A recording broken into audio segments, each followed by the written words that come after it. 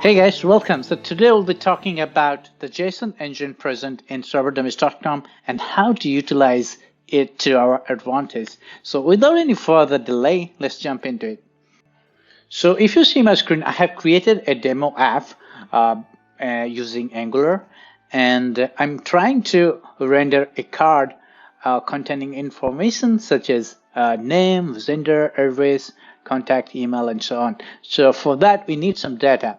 So we can generate the data from JSON engine. So let's go to the ServerDummies.com and then load the parameter or load the example and then customize the parameter that we're passing to the engine. So if you see, we need just take out all the information that we don't need. We need email, we need phone, and then we need a property called pick.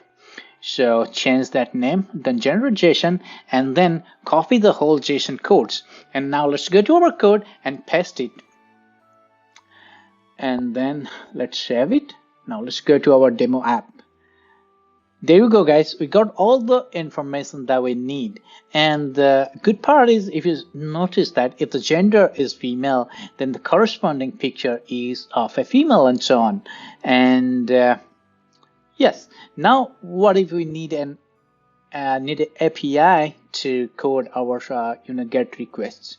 So for that, just generate URL and copy that URL. Now let's go to code and take out all the hard-coded data. And now pass that URL to our GET request. Save it. And now let's go to our code. Now, as you see, guys, we got all the information now from the GET requests. So basically, we don't need the backend codes now to create some prototype and so on. And also, we can code ahead of the backend, guys. And now, what if we need some data for the table? So just generate SQL, and it's going to give us some insert statements for that particular parameters, and then just copy the content and run it on our database, and we got all the data we need.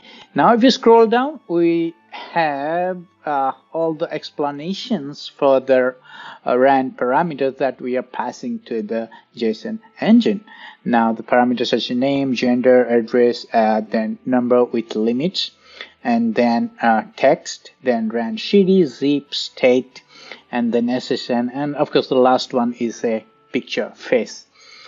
And now if you scroll up, we're going to see some grab and go APIs. That is the ready-made APIs against which we can fire our get, post, patch, and delete requests. These are very good for tutorial purpose. So that's all about it, guys. Hope you enjoyed it. See you in our next demo. Thank you so much.